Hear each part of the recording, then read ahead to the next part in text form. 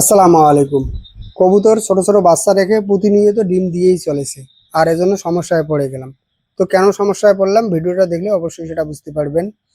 এর আগে এরকম সমস্যা হয়েছিল বলে, মানে ছোট ছোট বাচ্চা রেখে কবুতর নতুন করে ডিম দিয়েছিল বলে ছোট বাচ্চাগুলো বিক্রি করে দিয়েছি।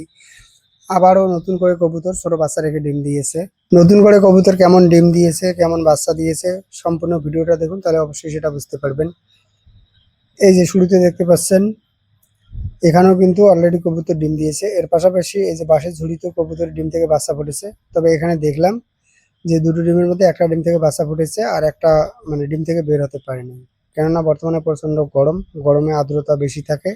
এই আর্দ্রতা বেশি থাকার কারণে অনেক সময় দেখা যায় যে দুই একটা কবুতরের ক্ষেত্রে ডিম থেকে বাচ্চা ফুটে বের হতে পারে না।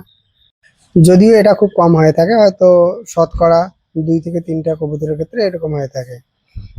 আর যে বাচ্চাগুলো এর আগে বিক্রি করে দিয়েছি, তো কিছু তো কবুতর আগেই ডিম দিয়েছিল, যেগুলো বাকি ছিল। তো প্রায় সব কবুতর আমার ডিম দিয়েছে। তো নিশ্চয়ই সম্পূর্ণ ভিডিওটা দেখলে আপনারা সেটা বুঝতে পারবেন। এখানেও একটা ডিম কোনো কারণে ট্যাপ খেয়েছে, আর সেই ডিমটা থেকেও বাচ্চা বের হতে পারেনি। তো ডিমটা ভেঙে বাচ্চাটাকে বের করে দিলাম।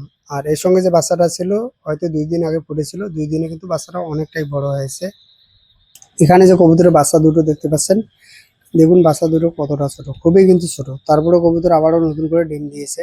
তো এখানে কি অসুবিধাটা হবে সেটা একটু আমি আপনাদেরকে বলতেছি। তো এই বাচ্চা দুটো ডানেও কিন্তু কবুতরের বাচ্চা, এর পাশাপাশি কিন্তু বামেও কবুতরের বাচ্চা।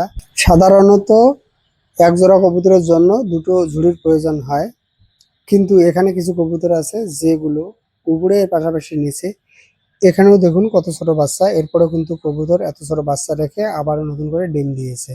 এক্ষেত্রে যে অসুবিধাটা হচ্ছে সেটা হচ্ছে যে, যেহেতু এক জোড়া কবুতরের জন্য দুটো বাসার প্রয়োজন, আর এখানে যেহেতু একটা বাসাতে এক জোড়া কবুতর ডিম দিয়েছে, তো এক্ষেত্রে যে সমস্যাটা হচ্ছে সেটা হচ্ছে যে, এই 10 ইঞ্চি সাইজের ঝুড়ির মধ্যে এক জোড়া মেল ফিমেল রয়েছে, এর পাশাপাশি এক জোড়া বাচ্চা রয়েছে, এছাড়াও এক জোড়া ডিম রয়েছে। তো এত ছোট ঝুড়ির মধ্যে যদি এত কিছু থাকে, তো এক্ষেত্রে কিন্তু সমস্যা হবে। বাচ্চাগুলো যেহেতু এখনো অনেকটা ছোট, এগুলোকে কিন্তু খাওয়ানোর প্রয়োজন আছে। তো মেলটা এই বাচ্চাগুলোকে খাওয়াবে, এর পাশাপাশি ডিমে ফিমেলটা তাপ দিবে। তো এখানে যে সমস্যাটা হবে সেটা হচ্ছে যে, যেহেতু এর আশেপাশে কোনো রকম জায়গায় নেই, এই একটা ঝুড়ির মধ্যে এত কিছু যেহেতু রয়েছে, তো এখানে কিন্তু খাওয়াতে গেলে বা ডিমে তাপ দিতে গেলে অনেকটা কিন্তু অসুবিধা হবে।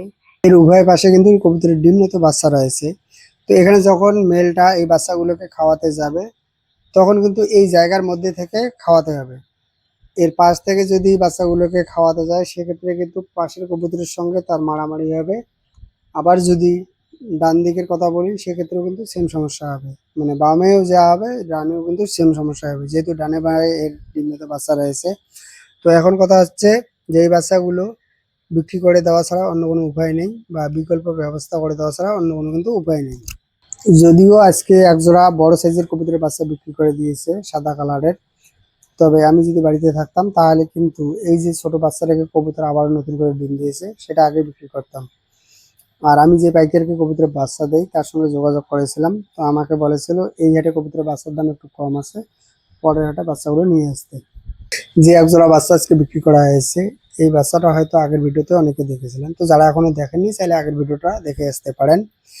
তো কেন আমি এখানকার বাচ্চাগুলো বিক্রির প্রতিনিয়ত ভিডিও দিয়ে থাকি, তো আমি চাই আমার এই কবুতরগুলো পালন করে প্রতিনিয়ত বা প্রতি মাসে কেমন লাভ হচ্ছে, যারা নতুন করে কবুতর পালন করতে চান, কবুতর থেকে কেমন লাভ হয়, যেন সঠিক তথ্য পান। মূলত এই জন্যই প্রতিনিয়ত এখানকার বাচ্চাগুলো বিক্রি করার ভিডিও দিয়ে থাকি। যারা কবুতর পালন করতে চান, কবুতরের লাভ কেমন এই বিষয়ে জানতে চান, তো আপনারা আমার এই ইউটিউব চ্যানেল, এর পাশাপাশি ফেসবুক পেজটা ফলো করতে পারেন। আর ভিডিও যদি ভালো লাগে একটা লাইক দেবেন। ভালো থাকুন, সুস্থ থাকুন। আসসালামু আলাইকুম।